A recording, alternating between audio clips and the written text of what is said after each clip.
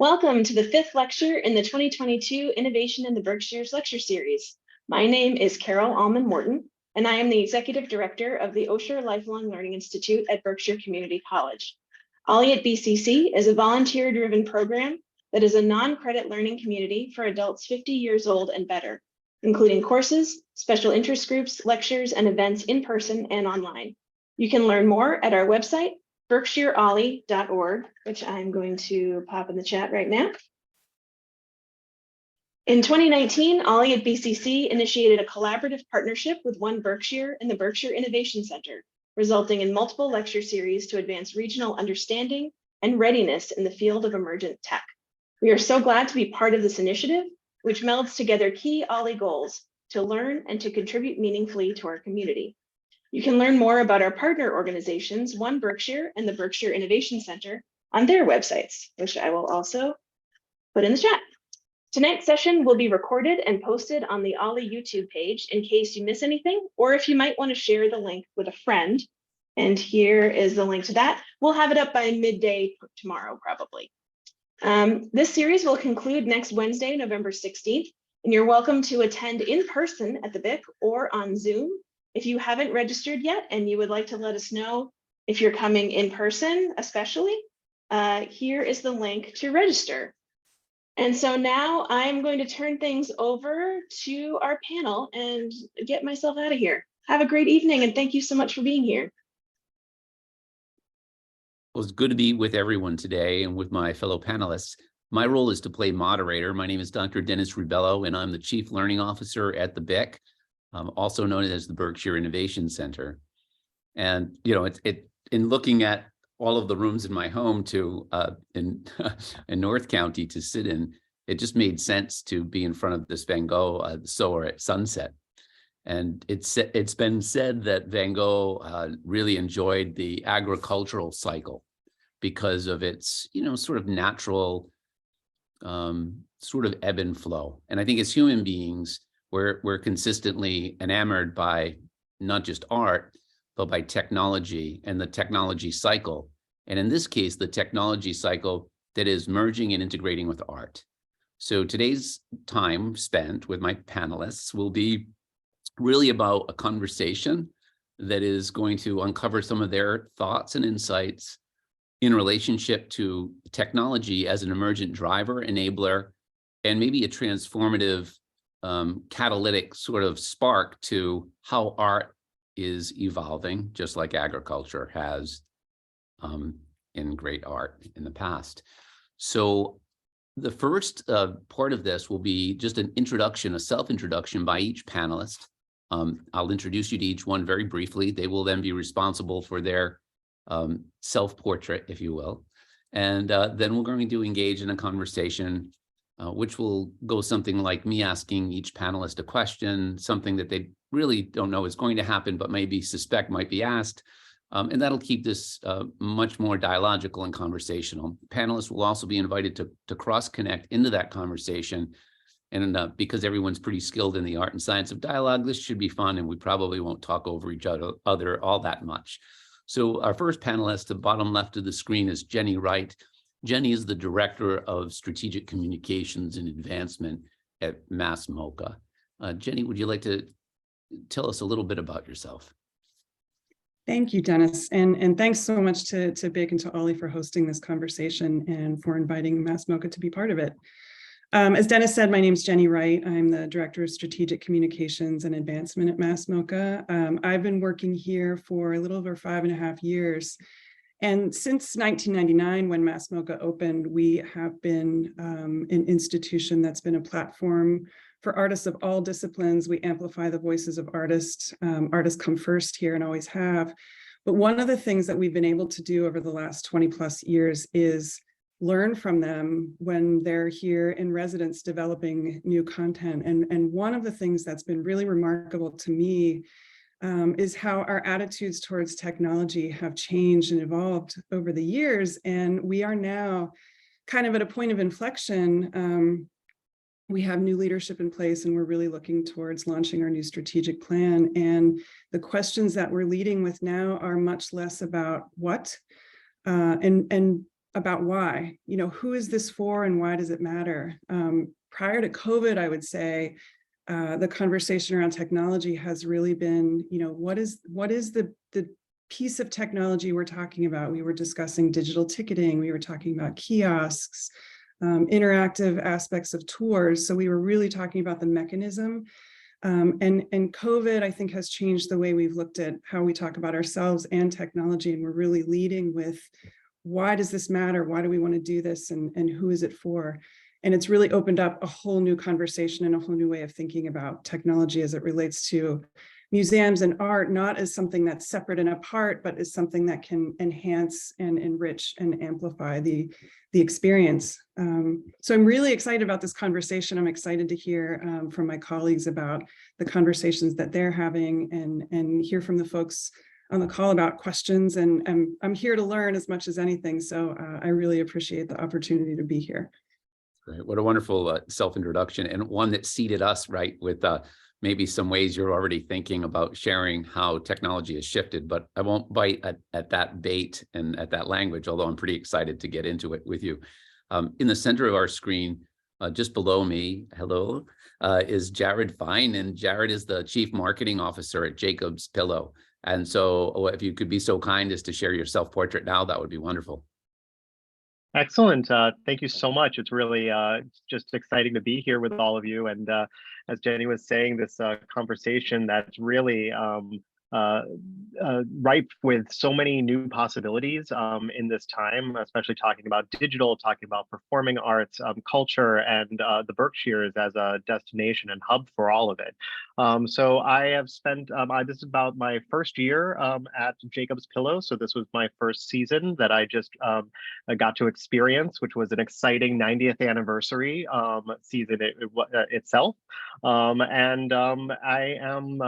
spent my life kind of at the intersection of, or my professional life at the intersection of audience and artists, working at the Public Theater in New York as the director of marketing for 6 years, and previously at the American Repertory Theater at Harvard with the intersection of audience, artists, and education. So the Pillow is a really incredible, unique organization that kind of really sits at the past, present, and future of dance, and is a resource for the field in education, is a resource in the field for research, as well as a platform for companies internationally, and really being able to use this moment that we're in now. Part of the reason for the creation of my role and my focus is understanding the opportunities and the ways in which we can continue to broaden the reach and the visibility of the artists and the work that we do and present to the destination of the Berkshires, and also highlight the Berkshires as a destination to that global audience that digital provides. So that's a little bit of where I sit and what I'm working on, and I'm excited to continue this conversation here. It's again, seeding the field a little bit here, right? Like what's going to come next in this conversation. Thanks so much, Jared, and great to have you here as part of the panel, especially with that rich background in digital. It's going to be really difficult for you to escape some questions on the voice of the customer and the audience, and the audience's role, right, in really sort of being part of the plasma of an experience that before was a bit more separated, although contained within an ecosystem or an arena, if you will, or theater. Okay, so our third panelist, Diane Pearlman, is the executive director of the Berkshire Film and Media Collaborative. And I've got that right. It's the collaborative. And I think years ago, it used to be called Media Arts, I believe, right? Is that correct? We were a commission for a while until the state said we weren't state sanctioned. So we're more of a collaborative anyway. So collaborative, right. Okay, so you are what you should be. Okay, well, welcome to the panel, and thrilled to have you with your amazing background, and would love to hear, a little bit of an animation of your self-portrait for the audience and for the panelists. Well, thank you, Dennis, so much. And as my fellow panelists said, thank you to BIC and Ollie and Berkshire Community College and One Berkshire for this opportunity. I'm very excited to participate. So yes, I'm besides the executive director of the Berkshire Film and Media Collaborative, I've been an independent film producer and visual effects producer over the course of my career. I came to the Berkshires in 1992 to work with Douglas Trumbull, the visual effects, sort of grandfather of visual effects. I ran a visual effects studio here called Mass Illusion in the 90s. And then we started Berkshire Film and Media Collaborative about 13 years ago as a pretty lucrative tax credit was passed or became part of our film fabric here. So Berkshire Film and Media Collaborative is a nonprofit. We create education, workforce, and production opportunities in the film and media arenas as an economic initiative for the region. And what does that mean? It means we teach production classes at our colleges. We teach workforce development classes, how to be a production assistant, cinematography. Over the past several years, we do expos where we invite Academy Award winners to speak, teach people about how the legal aspects of having their film business and how to do proper accounting, and bring all the good toys so people can play with cameras and things like that. And also we're the production resource here. So when people want to film in the Berkshires, they usually call us for crew, for housing, for catering. There was a Motion Picture Association of America study that said for every $1 spent in a region, $10 go into the local economy. So we're really about jobs. We're really about expanding film here. And during COVID, while everyone else was binge watching television, I was getting calls from our nonprofits about how to really go digital instead of their live events, how to make 45-minute films to reach their donors. So I think the entire fabric of the arts community has changed in terms of embracing digital going forward. And that's really exciting for us. That's fantastic. All of our panelists are quite humble and probably don't want me to highlight a lot of their CVs or their resumes, but I just, for fun, I'm going to do this to Diane because, well, you know, let the first be last, the last be first, and well, just because. But didn't you work on some major films, something like Die Hard with a Vengeance or something like that? Yes, during Mass Illusion, yes, we worked, have to say the first film was Judge Dredd. The first one, they actually made another one, which I'm so sorry they did. But yes, we went on to work with Die Hard with a Vengeance. And what was amazing about being here, which we learned from Doug, was each film we worked on, we built on the technology from the previous film. So we worked on Starship Troopers, Event Horizon. We went on to work on a film called What Dreams May Come with Robin Williams. Two of our supervisors won the Academy Award for creating The Painted World. That was actually incorporated brushstrokes by local artist Stephen Hannock from Williamstown. And then we went on to do the bullet time effect for The Matrix, which won an additional Academy Award for our supervisor. Right, The Matrix. I forgot about that. Kind of a, yeah, a hit of sorts. Yeah. Okay. So, you know, and obviously, you know, the list goes on and on. But what we're seeing and hearing right now, and probably feeling, is that there's an intersectionality of art and technology that probably is becoming more pronounced. You know, technology probably back in the day had to do with the viscosity of paints and the different medium that the paints would adhere to. Maybe eventually helium neon lasers and light shows and optics. But now we're seeing the digitization. We're also seeing technology not just enable, but drive experiences. You know, we live in a very digital world, right? 10 tabs open, hoping to be part of this evolution of humanity. But technology is often seen as disconnected, or has historically been anti-human, and the arts has been human. And so I'd like to start maybe with the first question, Jenny, and share, if you would, your view on how those two worlds that have been a bit separate for a long time, maybe how you have seen them become integrated, and maybe an example of, hey, this looked like it was totally not going to work, but boy, it created this phenomenal experience that transformed that lived experience for museum goers, maybe for fabricators in the museum, maybe for staff, that they started to become more open. And again, just to amplify what I'm trying to get to here is that there's this disconnection, and now there's this convergence, there's this collision, there's this embedding. And I'm really interested because of the size of the exhibits and your perspective, what you've seen. Well, from an institutional perspective, MoCA has such a, for the longest time, it's really been about the in-person experience. It's kind of been like, if you know, you have to be here to get it.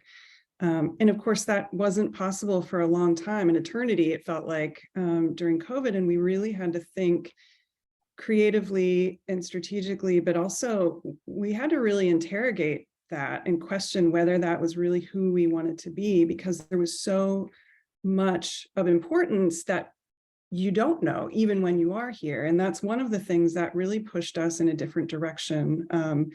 While we were closed down during COVID, we continued to have performing arts residencies here because we have so much space, and they were able to do it safely.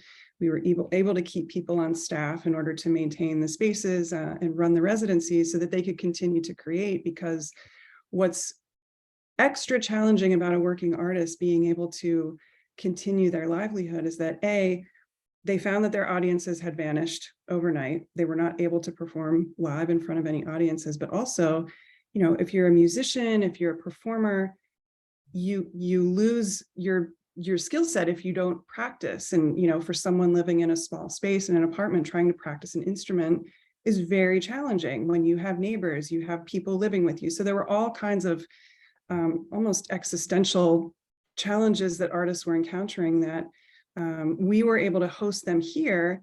But again, it was happening kind of invisibly, and yet it was such a critically important thing that we were able to provide for artists. And so that was when we started thinking about how can we use tech to communicate what's happening here, both to artists, but also to our audiences. And we launched just a very simple video program where we were able to bring a videographer in to document the experiences that artists were having, not just how they were developing content, but how they were existing in the world when their livelihoods had suddenly vanished. And that was sort of the spark that ignited, okay, we know what to do when we've mounted an exhibition. The exhibitions here are hugely ambitious. They're massive. There are very few spaces in the world that are as large as the ones that we have here. So we know how to talk about that, but how do we tell the story about how they're made, how they're developed, the kinds of insecurities that artists have around confronting these kinds of spaces, or confronting, the fact that the future is a complete unknown. So we were able to sort of tease out those stories from artists just by spending time with them here. And again, we were able to use our networks to bring artists to the table, just like we're doing now. We were hosting some online panels with artists, asking, how are you navigating the world? How are you continuing to create? And so it was kind of a whole new way for us to look at ourselves as an institution, where actually, it's not just about being here in the spaces and seeing sort of the finished product. Really, what we do, and what we've done all along every single day, is help support artists in what they're trying to achieve and what problems they're trying to solve. And I mean, there hasn't been a larger problem than the one that we just have come through, especially when you're a working artist. And so that was just a completely different way that we talked about ourselves institutionally, that tech really wasn't about the camera that we brought. It wasn't about the platform that we were using. It was really about how are we continuing to function, and how are we able to communicate what it is that we do to the world. I'm thinking about, COVID is a giant catalyst, but what muscles cognitively get flexed by organizations and their teams. And what I hear MoCA doing is becoming really adaptable, right? And suitably flexible, but also being very curious and being a bit of that caregiver archetype, and really thinking about why are we here, right? The core of the foundational mission or ethos of this organization is to support artists and to be curious as to why and how they're responding the way they are, or what they need to respond better and to live, right? I mean, self-expression is creativity is the human response to anxiety, according to Rollo May. And there's the courage to create is a really great older text. And I think about how you're ensuring that you have the courage to keep people creating, and there's something in that is probably not on a mission statement or, in published principles, but how have the staff sort of continued with this curiosity and adaptability? Are you seeing it have some legs in life? Absolutely. And I think, again, what we've sort of pushed ourselves to be able to do is collaborate better. And that feels like a cliche at this point, but really in practice, it's a remarkable thing when you have fabricators, marketing specialists, photographers, and videographers kind of sitting down and thinking, what are we doing here? Why does this matter? And how are we going to talk about it? How are we going to support what these artists are trying to do? And so it's definitely pushed us to exercise our muscles differently, just because the needs have shifted. I mean, we've always been able to provide time and space for artists to create, but now what we're learning is that we have incredibly robust networks because we have this unbelievable alumni network of artists who have lived here, who have developed programs that we can kind of get out of the way. We can connect people who are trying to solve the same kinds of problems, introduce them, and let them have at it and to work on whatever it is that they're trying to solve. And so I think that's, again, it's just a new way of defining ourselves as an institution. How can we be a collaborator and a partner? And it's not different from technology. I mean, technology enables those relationships, but it's all about relationships. It's all about human connection. Even though I think getting out of that mode of thinking like technology is robots and algorithms, which of course it is, but it facilitates human connection. I mean, we wouldn't be able to do this if we would do this right now, right? I mean, what would we be doing, right? I mean, Exactly. really, it's amazing. The very thing that we're doing is sharing, these humanistic existential realities and perspectives. And it's such a great point, for sure, Jenny. And I'm thinking about Jared, and I'm thinking, Jared, collaboration, what Jenny's talking about, people throw that word around like culture and leadership, right? But to be truly collaborative from a psychological standpoint, you have to have radical openness, right? Total receptivity. It's like, whoa, right? Like I have to hear from people in different departments, and I might normally not speak to those people in those departments because traditionally that's not the way I've been mentored, onboarded, or brought in, assimilated into an organization, even a great nonprofit that is an arts-driven organization. So my question with that front load is, Jared, how have you seen, true collaboration and openness, sort of the dial get turned up in your arena, in your world? So it's a great question, and it's making me smile because I'm remembering having to kind of how we all had to invent this kind of language and what those aha moments were, where you had to bring somebody into a thinking of comfort of we do know what how to do this. It's just a different way in, and I have to say for us.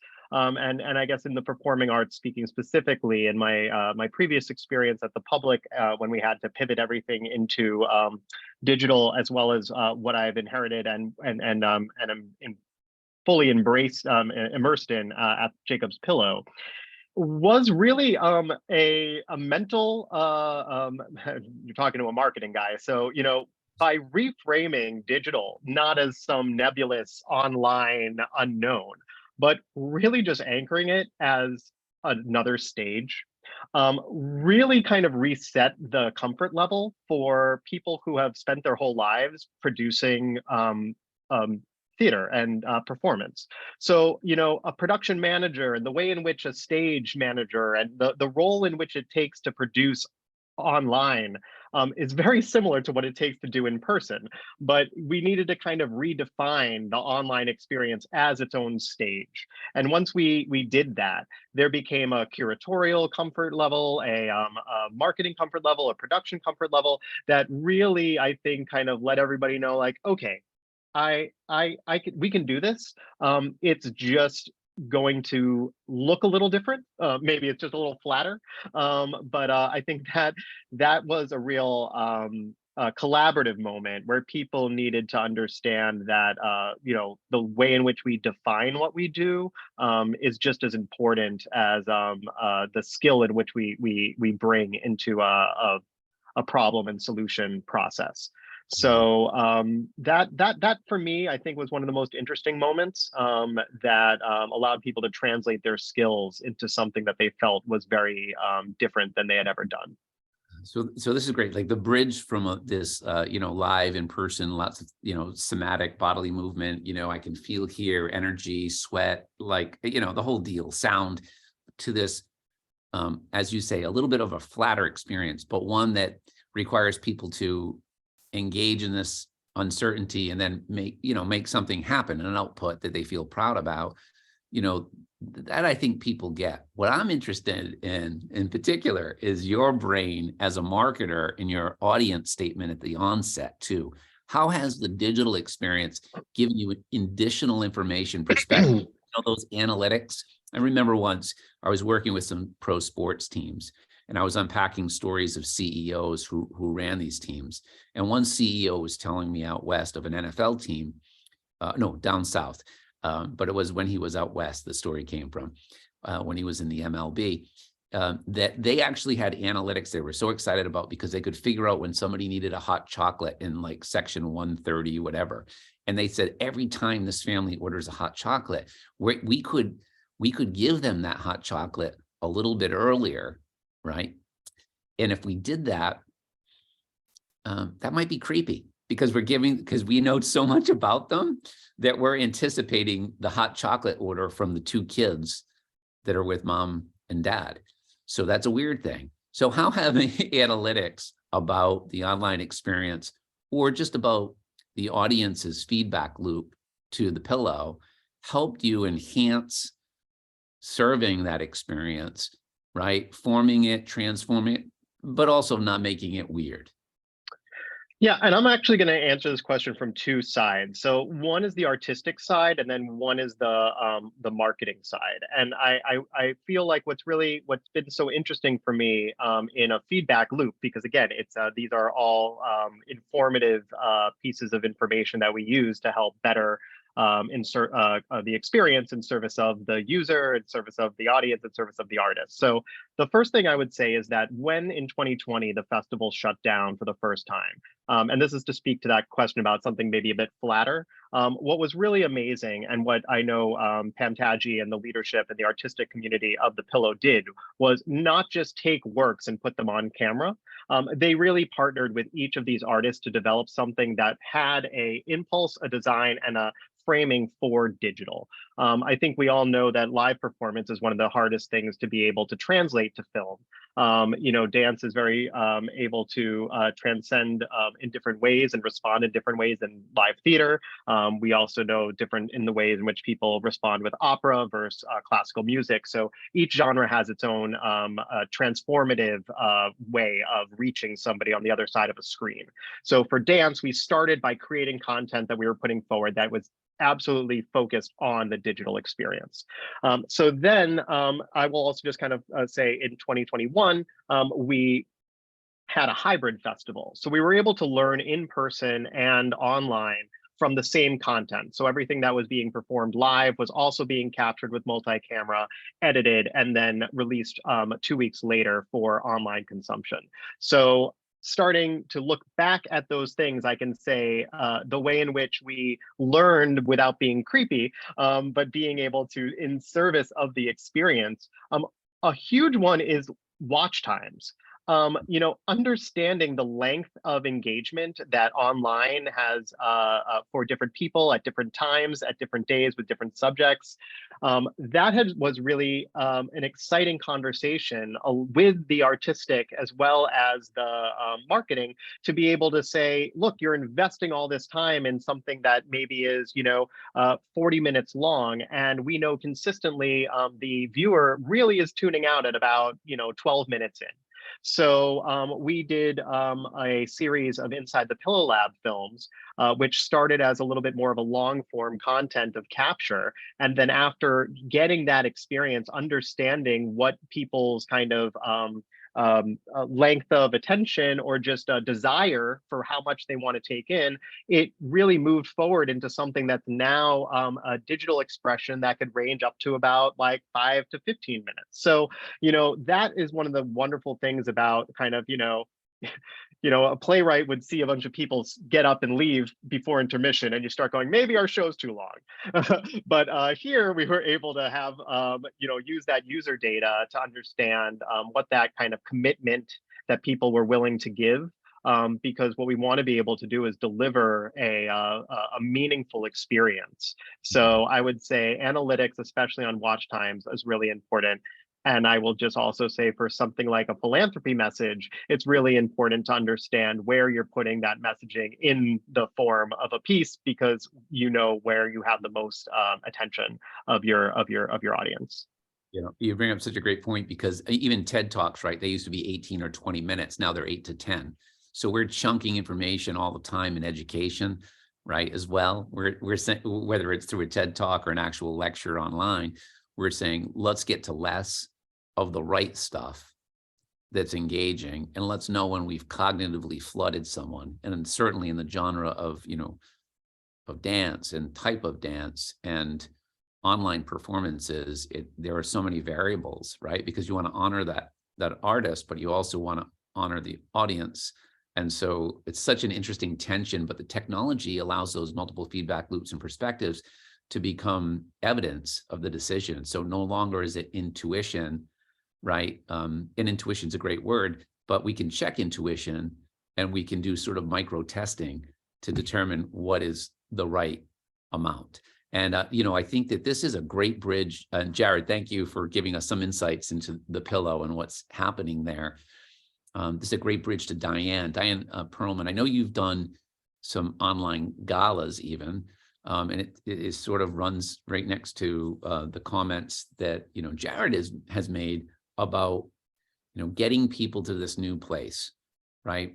I'm not sure that you want to start there, but to me, it just seemed like an interesting place. But the floor is yours. How has technology been an enabler or a catalyst or created tension? Whatever your comments are, we'd welcome them now. Oh, wow.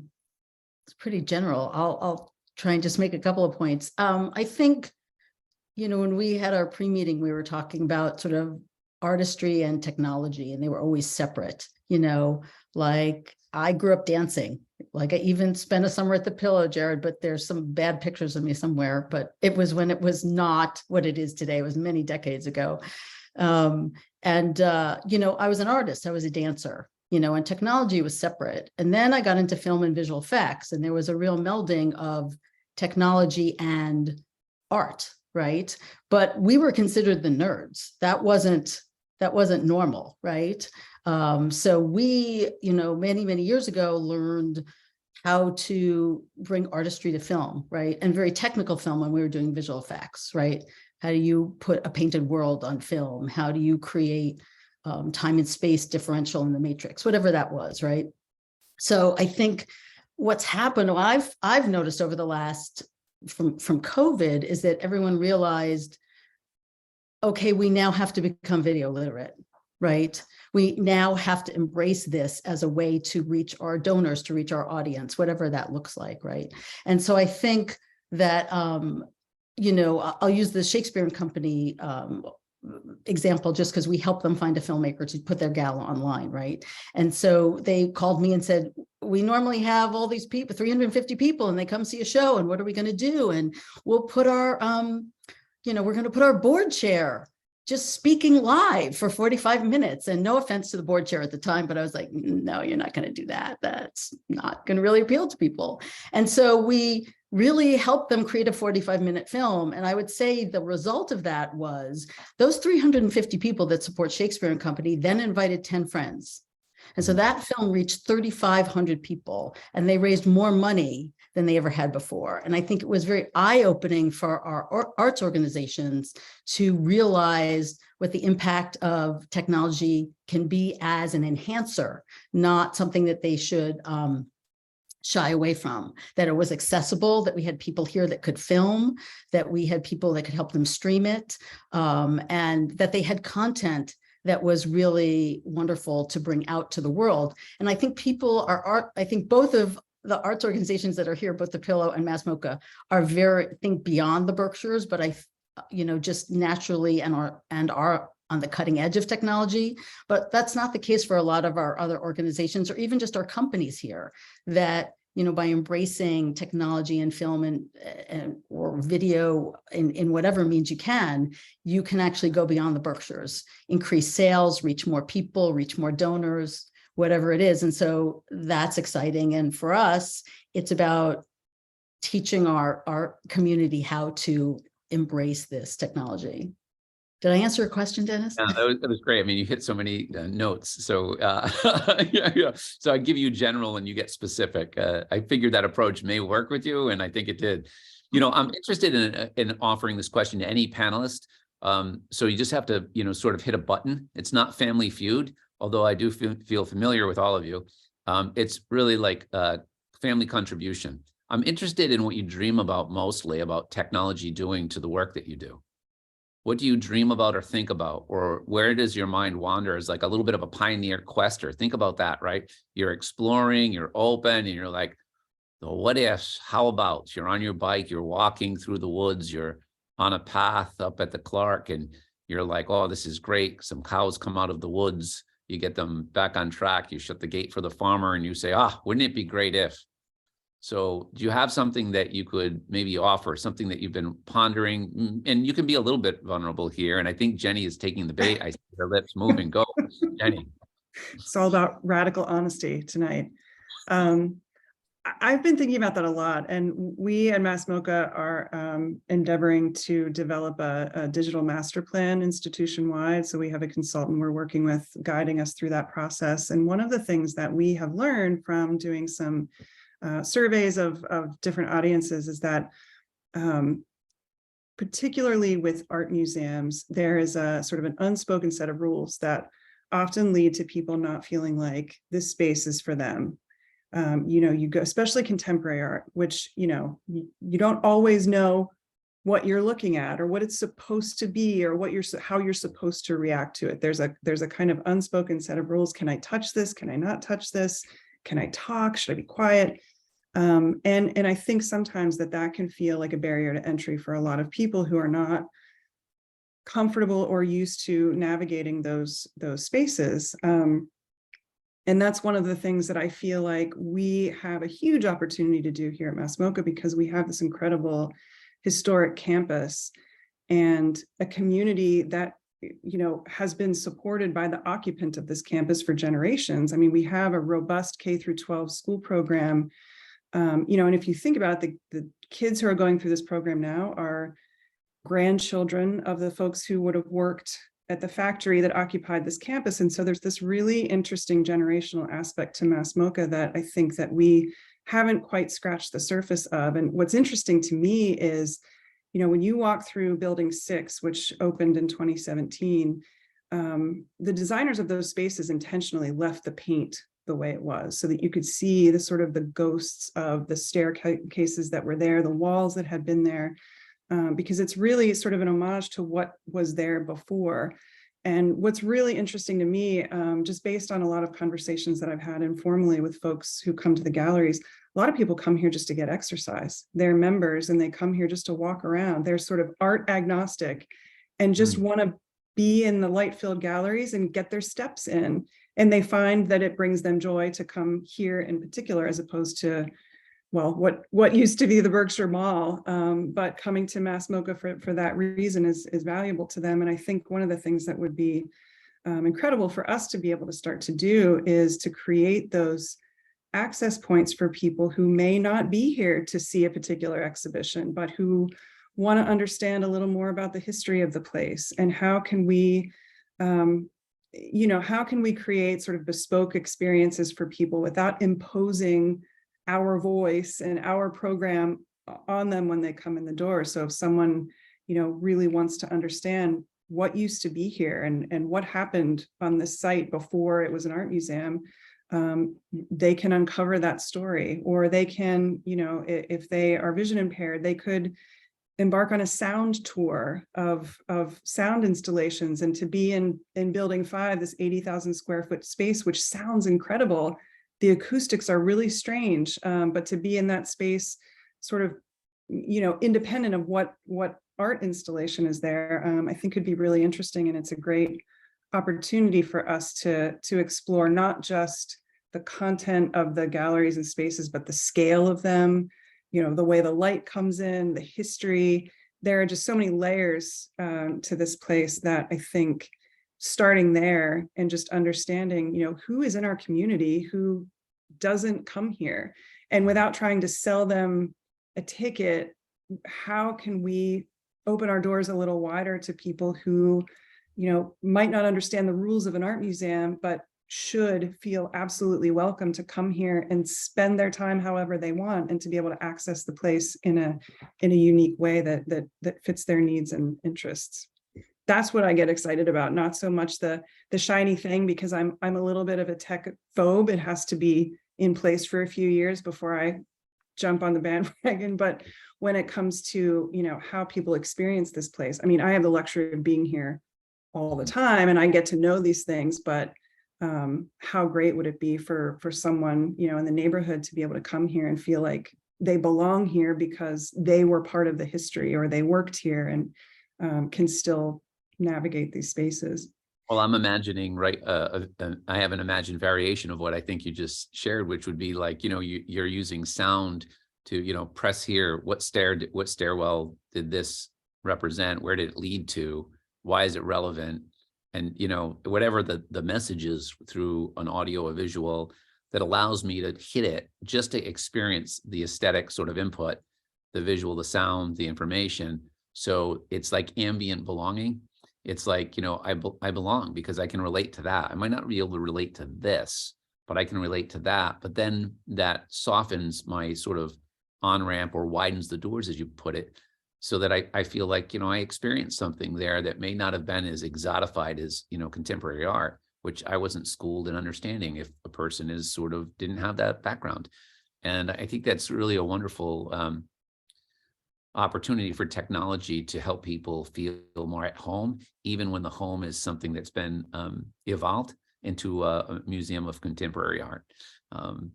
I see Historically this, oh, sorry, Dennis. No, please, go. Yeah. I was just going to say one more thing. Not by design, but this place has always been a factory. It's always been a campus of making, just a factory of creativity. If you hear anecdotally the stories of people who worked for Sprague, for example, they were figuring things out all the time. They were trying to figure out how to make something do something that it had never done before. And they had the expertise and the skill set and the creativity here on site to be able to develop those solutions. And so we're not unlike our predecessors in terms of, this being a site for real innovation and creativity.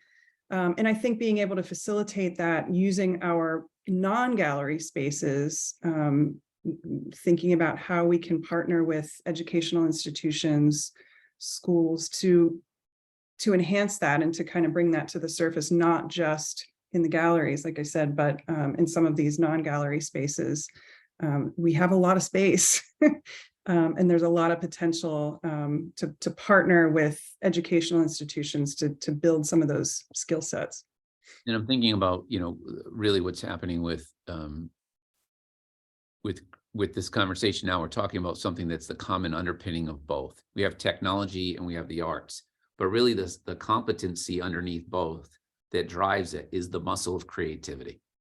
You're conjuring something anew, right? Whatever that device is, whether that software is, whether that feedback loop is this versus that, whether it's a different way to figure out attribution theory for social media spend, or whether it's, well, designing, well, I don't know, a roller coaster inside a museum, but we won't talk about that just yet. So I think that's the come together is the creativity, right? It's creativity is the pump for both of these that brings them together. But for a long time, we thought of them almost like we used to think about our brain, left hemisphere and right hemisphere. They're separated, but of course they're both in our head.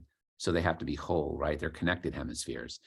Love to hear Jared maybe make some comments here. And, so yeah, I guess to build off that, what excites me is the innovation that's happening in what I'll call kind of digital layering, because I think as we look at audiences and we look at accessibility, the digital provides a whole new arena that not only makes it possible, but also makes it urgent to embrace technologies like captioning. The ability to have multilingual tracks and access to your content. There is innovators and artists, which also is opening up a whole new field of work. What it means to be a live captioner, a translator for film, and there's a group called Kinetic Light that is creating incredible work in audio description and the art of audio description. So, really, when we think of audience development, we think of what digital can provide, being able to embrace and invest in those additional pieces, which maybe were never considered artistically or not considered as part of the development, but part of something after the fact. It's now made it a little bit more urgent in the conversation. So it's become more organic, and that's really exciting to me. Oh, but multilingual tracks. I mean, right? I mean, it's access, right? It's access and widening the doors, audio, visual. We're hearing from some attendees. They're gearing some questions to panelists, and I'm just going to give a quick summary, and we're going to get over to, I think Diane would probably have something to say about some of these comments. The audience, I'm going to go to, I'm trying not to skip anybody, but there are so many questions coming in. So pardon me if I don't bring up your name, but we do have, for instance, Mark Farrell asks to us all, or makes a statement. I was always taught that the audience is who and what we do this for. My thinking is that you can bring the audience to the edge of the technology bridge, or you can meet them at the audience's comfort level, and making technology as transparent as possible. I believe both are valid. What I hear in this statement is that there's an adaptive, it's almost like adaptive learning, right? And learning, I can measure how good somebody is at public speaking. Why would I give them this basic class on public speaking if they're an advanced public speaker, right? If you're good at speaking Portuguese, I'm not going to give you, Portuguese 100.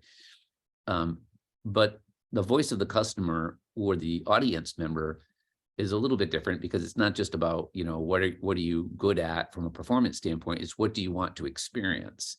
So, but there's that nature of sort of adaptability or individuation or customization. So does anybody want to take a shot at how they think technology can help create a more individualized experience? And Diane, I'm kind of leading this to you. So even though I said, can anybody, I'm really just going for you, because I want to balance the panelists' input, and then I want to widen it out back to both Jared and to Jenny. Wow, I as you were saying that, I was like, oh, I don't know what I would say about that. I mean, I think there's what came to me, I have to go one step back, right? When we were talking about creativity, if I may, and what both Jared and Jenny were, this is about story, creativity is it's about storytelling, right? This is about telling your story, whether it's a dance or a still piece of art or whatever, right? So when you're asking about like, how are we gearing that individually, I think part of what Jared was talking about is like, you're giving people options, right, that they didn't have before, or choices that they didn't have before, in terms of how long do you want to participate, or what do you want to participate in. And I actually, a friend of mine, who's a casting director in New York, sent me a show that Baryshnikov was in that had VR with the live stage show, right? Some of you may have seen it. And there was a robotic arm in the middle of the stage that had a camera in it, right? And so the beginning of the show was this VR experience where you could go in different rooms and hear poetry and statements related to the show, right? And then you saw the show, and as an audience member, like, I got asked if I wanted my picture projected on the back of the theater during the performance, and I didn't, because I was wearing my PJs and having popcorn or whatever, you know. But like, it was I think what happened is, what was interesting about it in terms of individuality, and what I was very excited about, was every performance is going to be different, right? So it was sort of bringing digital into live performance in a way that it's the reason we all love going to live performance, because no two performances are the same, right? Acting is different, the dancing is different, whatever. And so it was the first time that I had experienced technology in a theatrical setting that was not going to be the same if I went 3 times in a row. And so I think that we're sort of getting to that in terms of people interacting with art and creating an experience that's unique for them. Well, you know, you got me. Now I'm going to admit my dream. I want to, you know, have a bunch of students learn how to code robots so that they could lead a choreographed dance at the Pillow, right? And that it could be the next STEAM project for our varsity tech program at the BIC. And, you know, like, I just think that's phenomenal, because we have a chance for integration. We have a chance for bringing people into wholeness, and to see how we can advance technology to make us a little bit more human again, much like we're doing today by leveraging technology and the art and science of conversation. Michael Miller notes in one of his chat lines here, and I'll just summarize that he sees a little bit of a connection to STEAM, and I think that's what we're getting to.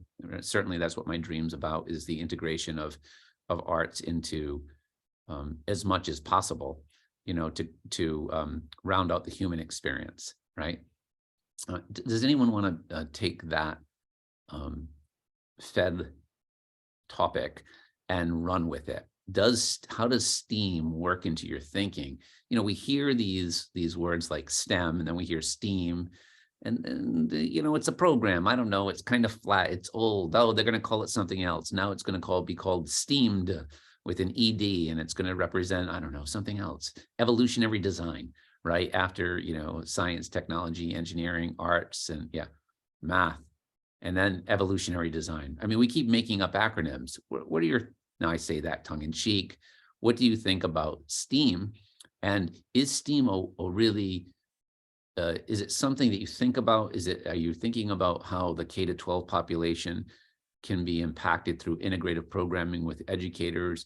What are you thinking about in terms of early exposure to children in our communities? Because that's how we're going to get somewhere eventually. Yeah, I can take that one.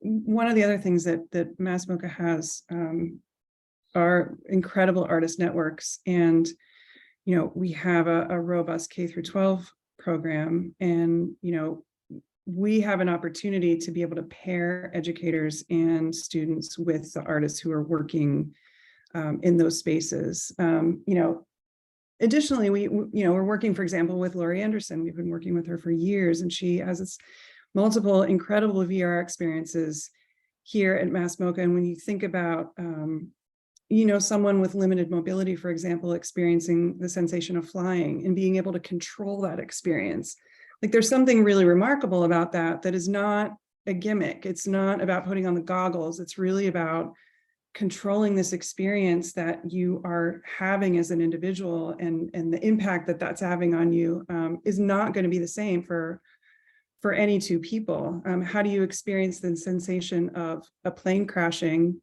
and also have it be really relaxing and wonderful at the same time?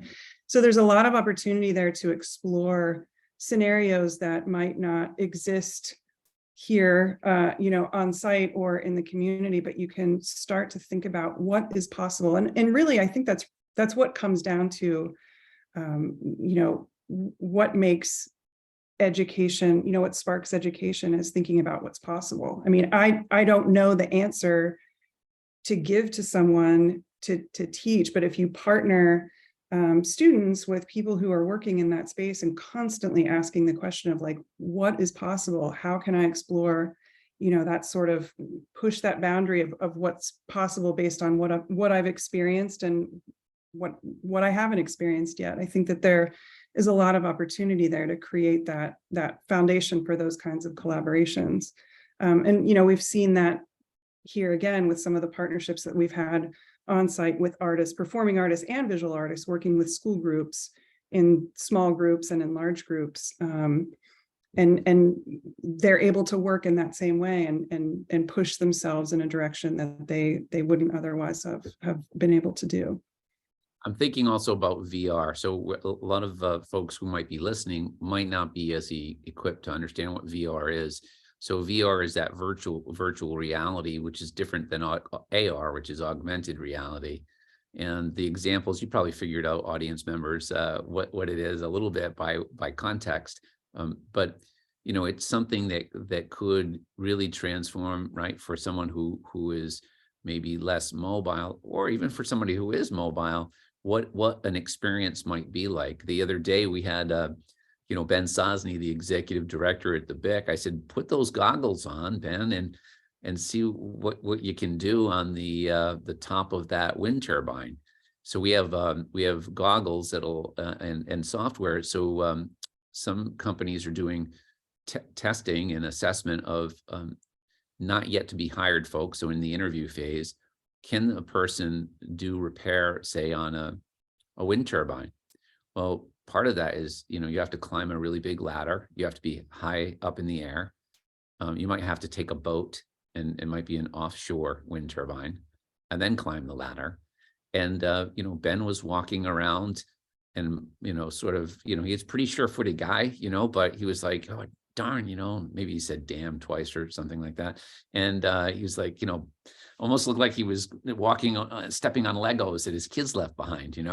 The ability to really hook your head and eyes into software where it feels so real is a tremendous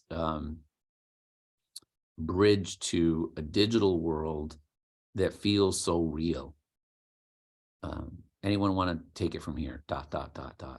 And that's really good because, or I can't believe we're doing this, we should stop. Please take it from there. The gaming world is another area too that's incredibly inclusive. It's all about team building and solving problems. You have the opportunity to have dancers and performers choreograph. How does the human body move, and how do you translate that in a digital way so that it really feels like you're there? Sound design, music design, and that's one area that we're really excited about starting to enter, and particularly working with teens and students to kind of enter that world and explore, what might be possible in partnerships with artists in the gaming frontier. I'm going to jump to this other, thank you for that, because the gaming frontier is one with lots of collaboration. In fact, a lot of organizations have stolen the holacratic way of doing managing software and gaming companies so that they flatten an organization so everybody gets to participate. So it's a great example, Jenny.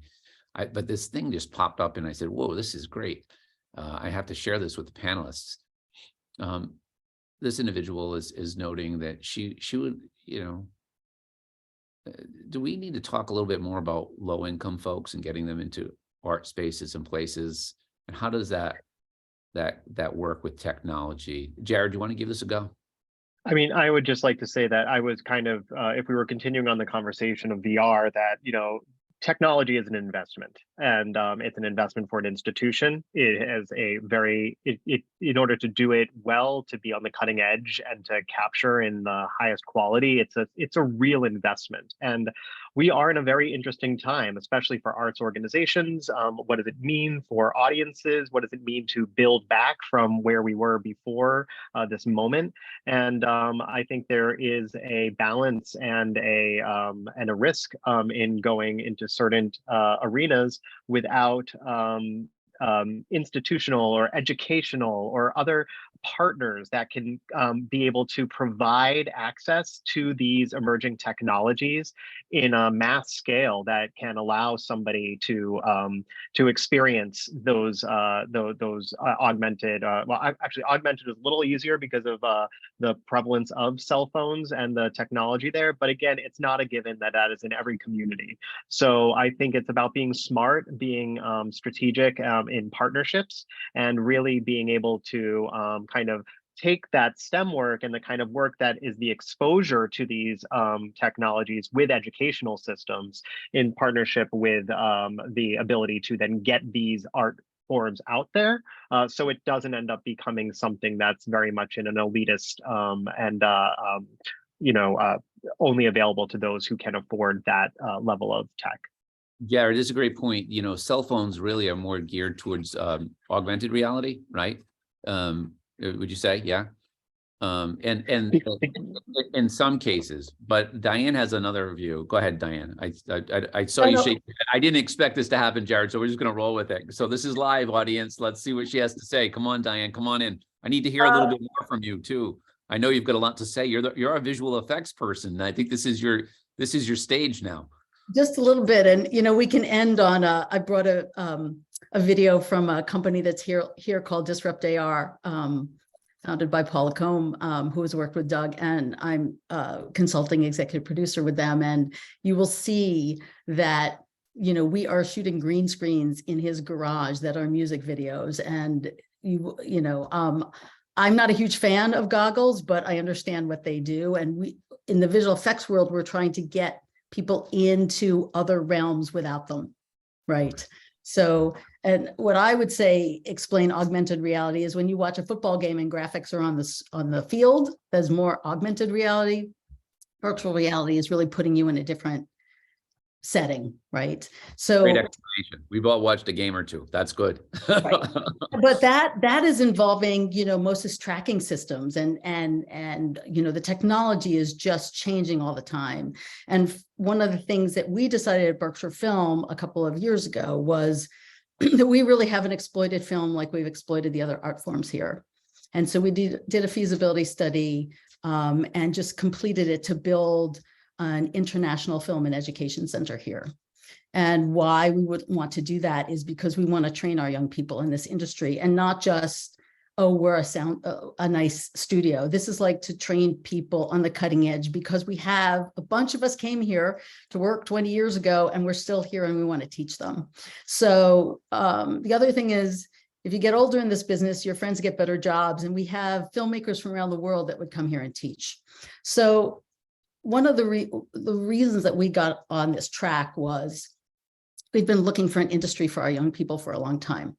And there are certain industries here, but we really feel that film, social media, gaming is only starting, right? And so how do we create internships, mentorships for our kids here? And to your point, Dennis, that's not just kids that can afford it, right? What I say to people when I'm explaining about this facility is it will be a 12,000 square foot working stage with editing rooms, sound mixing studios. And like a teaching hospital, we will put young people in every room, because that's how you learn. I mean, even so many kids go to film school, and I'm not knocking film school, but they come out and they want to be the next Steven Spielberg. And I'm like, okay, do you actually know how a film set works? Like, you don't get to talk to a director on a film set, right? So we have to teach the business of film. So there are kids that want to work on film sets, but then there are people here and filmmakers here who are entrepreneurial. And how do we teach them to run those businesses? And the only thing I can say is I'm working with a school here in Pittsfield with kids that are having trouble expressing themselves and don't have a voice. And one of my board members, Chuck Walker, and I put cameras in their hands 2 weeks ago. And the head of the school said, that was a kid that used to sit in the corner. And now he wants to go out and interview and talk about what life is like in Pittsfield. So the work that we're doing is transformative in terms of how do we give our young people a voice? How do we give our young people here in the Berkshires a voice, but also young people around the world that don't have a voice to come here and learn how to make film? Yeah, that's phenomenal. And then someone's personal narrative gets embedded into the outcome, right? I mean, if you put a camera in someone's hand, you could also transform that into, an augmented or virtual reality sort of scenario where somebody shares their life path, right? Their work narrative, their life narrative. So they go through some heroic experiences, some collaborative ones, and en route to the thing that they wish to do.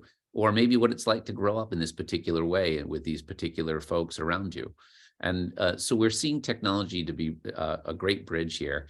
And there is so much to say. I do want to actually give the mic, Diane, I want to give the mic to you to finish some thoughts. And also, I do really want you to introduce the video before we run out of time. And then I'd like to sum up. Can we do that? Sure. The only point I was going to say is in terms of education is that has to do with, came out of COVID too. I was working with Tina Packer and she went to Israel and California and was teaching all over the place and came back with COVID. And I said, you know what, Tina, we now have the ability to put you on an Elizabethan stage and you don't have to leave Lennox. And so for even dancers that are coming to the Pillow, like what kind of backgrounds can we put them in? What kind of virtual experiences can, it takes it past dance, right? It just is a fully immersive experience. And I think, both at MoCA and the Pillow, it's starting to happen there already. And so that's really exciting. Which video do you want me to show? Well, you did say you had a video. I guess you could either share it in chat for folks, or you could play it if you think it's okay to do now. You mentioned a video that just briefly before you made some comments on the proposal. Yeah, sure. There's one video just of the space, which I can share with people about what it's going to look like. But I think if people are excited about technology that's happening here, I'd play this Disrupt AR video if that's okay. Should we announce how long it is for people just so that they have? It's 2 minutes. About 2 minutes. Okay, good. So exciting. So you go to share screen, yep. and then it's all yours. You're going to minimize our heads and we're going to maximize the video, and you'll click the little box that says sound on and. Yep. Optimize share sound. Wow. Okay, here we go. Oh, sorry. I brought a couple of videos. Let's make this one. There's the first matrix test, which we'll show another time. Wait, Jared, did you want to see the first matrix test? Okay, sorry. I'll show that's 10 seconds. So hold on 1 second. I think it's definitely worth it. And I think Jared would be hugely disappointed by the look on his face if you didn't show it. Okay, so when we were a little company, Mass Illusion, we had just finished What Dreams May Come, and we were working with the Wachowskis, and this literally was shot behind our Quonset hut. So this is the test that got us the film, because if you'll notice, the camera is moving at one speed, and the fire is moving at another. Oh, Diane, you'll need to change your share though. Because all we can see is that there is a box. We can't see inside the box. Oh, so you'll just need to unshare and then reshare just for that video. Oh, okay. Sorry. That's okay. Oh, right. So, the technology also helps us be adaptable and flexible, right? There you go. Perfect. So just so you know, I have lots of people that help me with this stuff. Usually. All right, so this is the very first matrix test. You're seeing it here. Yeah. Can you see it now?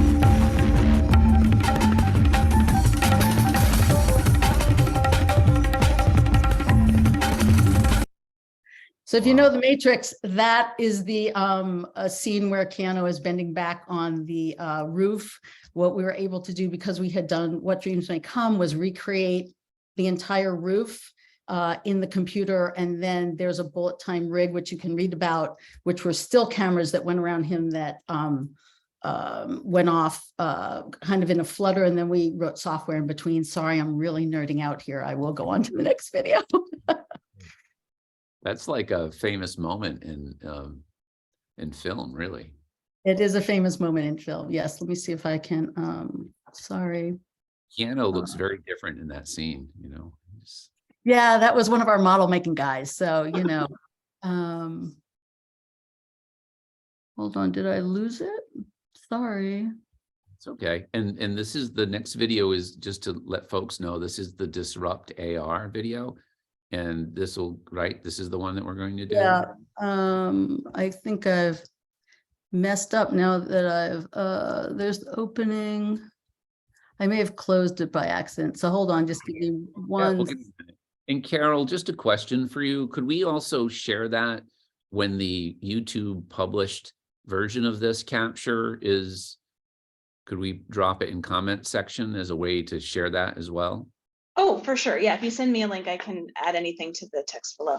Okay, that might be a really fun way, Diane, to share it. But if you can see it now, I'm sure like everybody would love. I mean, it's like a really extended drum roll for this great video. So Okay. there we go. So this is Disrupt AR. It's a company that's here in Great Barrington. And what you'll notice at the end is there's a van that Paul has built where we can now take virtual production pretty much anywhere in the country. So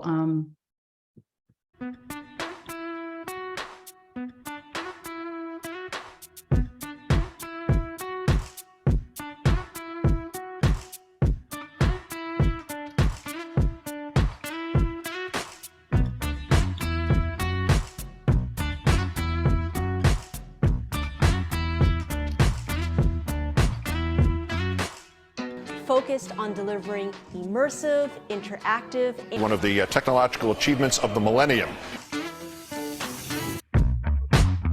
We revolutionize the way our worldwide viewers experience CNBC's presentation of visual facts and detail. Virtual set technology, for instance, you have complete control of the lighting, ability to go for a setup, to move in physically and dolly around. The players aren't the only ones that can fool your eyes. As a matter of fact, take a look at our beautiful two-story LA studio. Crazy, but this is how it really looks.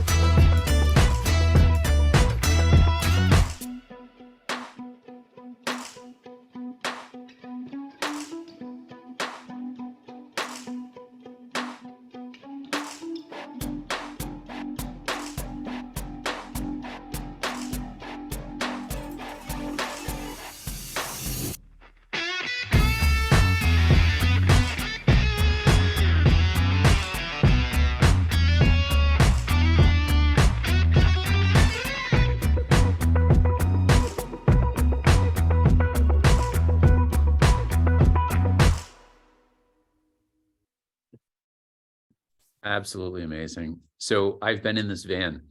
This is an amazing van. This van is real. And this van was at the picnic, the Berkshire Innovation Center's picnic. We called it the picnic to celebrate a lot of our member companies and the community and educators and nonprofits. And he had it set up to look like an NFL studio, and it was phenomenal. And so they're a member organization. So thanks for playing that. I just realized I was in that van. I feel like really privileged now that all this fancy stuff is going on. And the transformative nature of technology is real. This has been we have to wrap up now. Carol, I'm sure will be dinging a bell on us anytime. And final words, I love this question because it makes us think about maybe the cross-learning during a panelist discussion. So let's see how it works here. What did you learn, unlearn, or relearn? I think, Jenny, you can start us off from your panelists or from this conversation today. I think it's always important that as a panelist, you take a moment to reflect and consider, the contribution and voice that contribution of the experience itself, since life is only a collection of those experiences, right? So if possible, each of you get a head start now, Jared and Diane, as Jenny contemplates what did she learn, relearn, or unlearn through the experience tonight?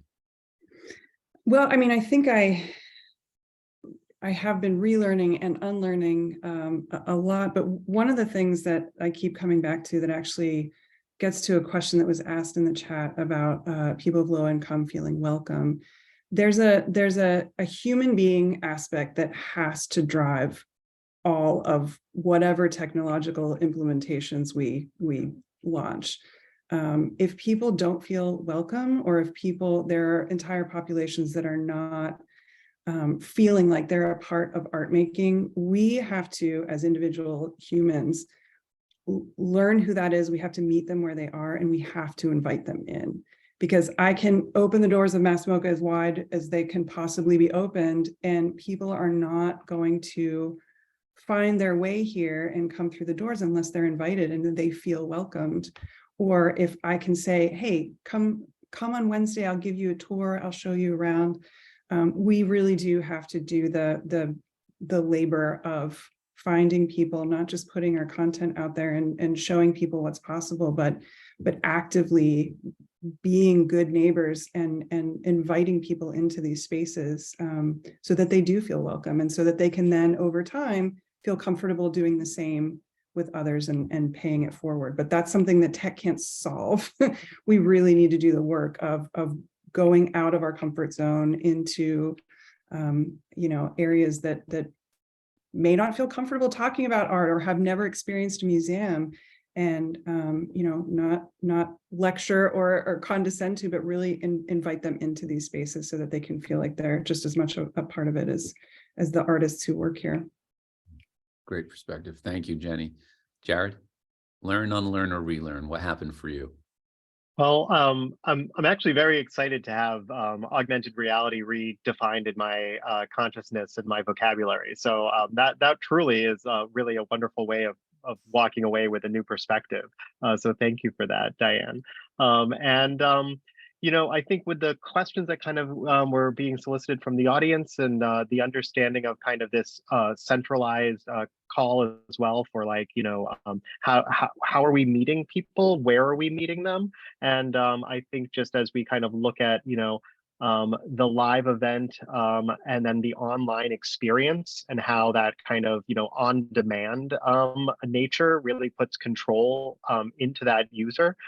We are experimenting with watch.jacobspillow.org, which is really kind of moving in that direction. So hearing that those questions kind of helps me, gives me the perspective as we look forward at are we meeting our audiences where they want to be, and how does the work we do be responsive. That's great. That's fantastic. Yeah, thank you so much, Jared. Diane, learn, unlearn, relearn. What happened for you during this experience tonight? I'm just thrilled to be with my fellow panelists and what's going on in their organizations. And I feel like, and part of it was me probably running Mass Illusion. Like, we were very hidden, I was young, I had all this equipment, like we've been very much in the background, and I want to just offer up the resources and the people that we have that do this here to your organizations, but everyone's, how do we bring this to the forefront? And so it's truly exciting. I mean, I think the Berkshires has always been at the forefront of art, of dance, of theater, and of film technology. And so part of what we're doing is, I think through partnerships, we'll continue to be on that cutting edge, and which will bring people here, right? Bring people to the Berkshires. And also, how do we share, and stream our wonderful art out to the world? To close, I'll offer 2 bits. There's a great poetry slam by a dear friend of mine, Marshall Jones. He wrote it. It's called Touch Screen. And touch screen starts off with iPad, iMac. I can do all of these things without making eye contact. With 5,000 friends online and only 5 that I can count in real life. Who am I? And ... And he ends it with, when technology advances enough to make us human again. And I'll leave the middle up to anybody who wants to be curious enough to find it online. But I will share this.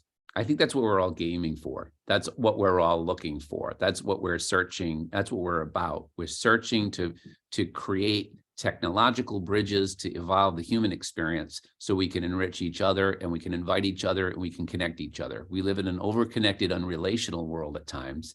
And what we're trying to do is enhance relationship through connection, but not making it more, but making it deeper.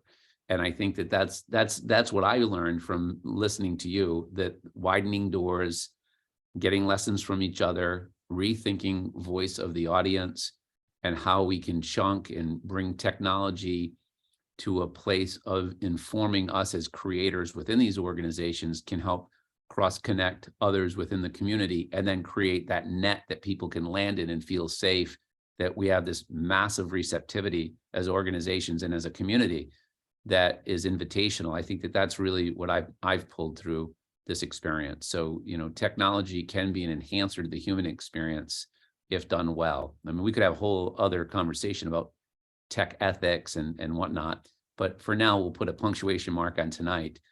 And as Michelangelo said, right, and in his 80s, ancora imparo, still I learn. So thank you very much to my fellow panelists tonight. As moderator, it's been a great pleasure to get to know you differently, hear your perspectives. Thank you, audience members, for your questions and for sharing the experience once it goes online to maybe stimulate fireside chats as we roll into through the fall and into the colder months in the Berkshires and beyond. All right. Thank you all. Have a good night. Yes, have a great night. Thank you. Thank you. Great fun. Thanks, Jared. Thanks, Diane. Thanks, Jenny. Thank you, Carol, and thank you, Bob. Bye, Of course. everyone. Bye.